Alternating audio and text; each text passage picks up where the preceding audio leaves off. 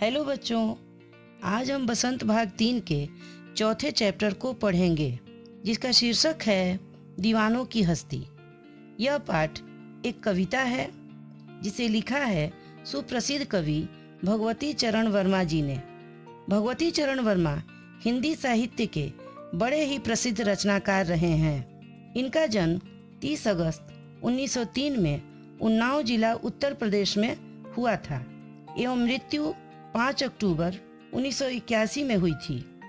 वैसे तो भगवती चरण वर्मा ने हिंदी साहित्य के सभी विधाओं को लिखा है, परंतु सबसे ज्यादा प्रसिद्धि इन्हें एक उपन्यासकार के रूप में मिली। इनकी कुछ प्रमुख रचनाएं हैं जिनमें उपन्यास है चित्रलेखा, टेढ़े मेढ़े रास्ते इत्यादि, कहानी, प्रायश्चित, दो रातें इत्यादि, कविता, कुछ सुन लें, कुछ अपनी कह लें एवं बसंतोत्सव इत्यादि। इनके उत्कृष्ट लेखन के लिए इन्हें साहित्य अकादमी एवं पद्म भूषण से सम्मानित किया जा चुका है। बच्चों, प्रस्तुत कविता भगवती चरण वर्मा द्वारा रचित बड़ी ही प्रेरणादायी रचना है। इस कविता के माध्यम से कवि हमें मनुष्य के कर्तव्य के विषय में बता रहे हैं। वे हमें समझाने का प्रयास कर रहे हैं कि कैसे हम दीवाने की भांति बिना किसी बंधन में बंधे मनुष्य की सेवा कर सकते हैं, लोगों के बीच प्रेम और सद्भावना का खुले दिल से वितरण कर सकते हैं। तो आइए बच्चों, अब हम कविता को देखते हैं। कविता का पहला भाग है, हम दीवानों की क्या हस्ती हैं, आज यहाँ कल वहाँ चले, मस्ती का आलम साथ चला, हम धूल उड़ाते जहाँ चले। कवि इन पंक्तियों के माध्यम से यह कहना चाहते हैं कि दीवानों की कोई हस्ती नहीं होती है, अर्थात उन्हें इसका कोई घमंड नहीं होता कि वह कितने बड़े आदमी हैं, और ना ही इसका मलाल कि उन्हें किसी चीज़ की कमी है। वह हमेशा मस्ती में रहते हैं, यानी प्रसन्न रहते हैं, और जहाँ कहीं भी जाते हैं वहाँ के माहौल को खुशनुमा कर देते हैं। अब आइए हम कविता की अगली पंक्तियों को देखते हैं। आए बनकर उल्लास अभी, आंसू बनकर बह चले अभी, सब कहते ही रह गए अरे, तुम कैसे आए कहाँ चले। इन पंक्तियों में कवि कहना चाहते हैं कि जब दीवाने कहीं पर जाते हैं तो वहाँ के लोगों में एक अद्भुत जोश और उल्लास का संचार कर देते हैं, परंतु जब वे वहाँ से चले जाते हैं तो लोगों को बहुत दुख होता है, और यही दुख उनकी आंखों से आंसू बनकर बहने लगते हैं।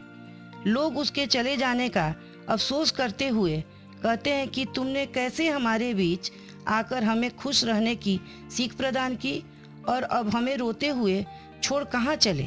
कविता की अगली पंक्तियाँ कुछ इस प्रकार से हैं। किस ओर चले यह मत पूछो, चलना है बस इसलिए चले, जग से उसका कुछ लिए चले, जग को अपना कुछ दिए चले।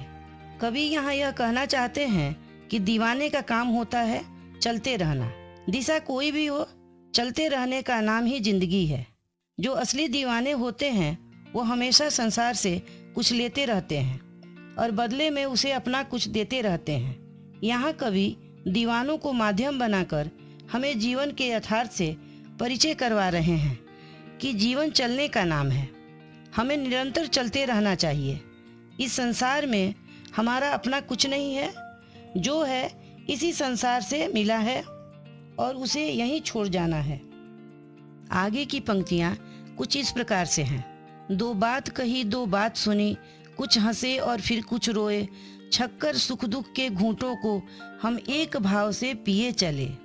कवि यहाँ कह रहे हैं कि दीवाने इस संसार में रहते हुए लोगों से बातों के जरिए सुख दुख बांटने का काम करते हैं।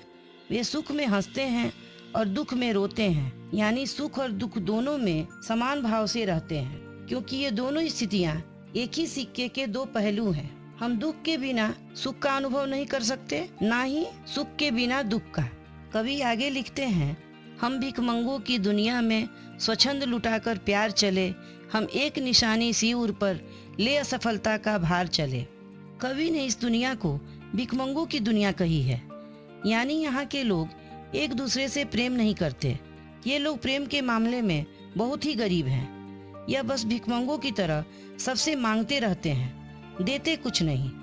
परंतु इन्हीं भिखमंगों की दुनिया में दीवाना स्वच्छंद रूप से यानी खुले दिल से अपना प्यार लुटाए फिरता है। वह लोगों के बीच प्यार बांटने का काम करता है।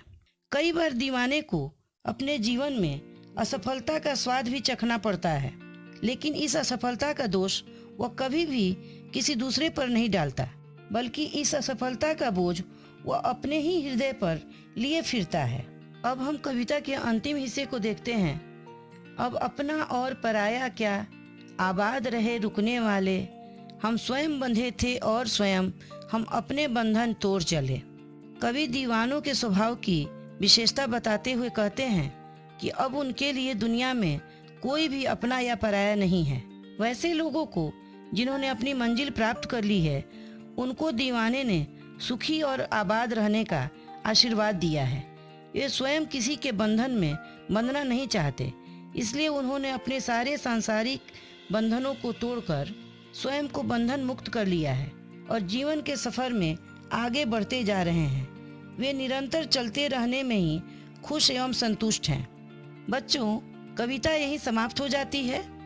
इस कविता से हमें यह शिक्षा मिलती है कि हमें ऐसा काम करना चाहिए जिसमें सबकी भलाई एवं सुख सम्मिलित हो, यानी हमें अपने पराये का भेद भूलकर मानव हित एवं लोक कल्याण का काम करना चाहिए।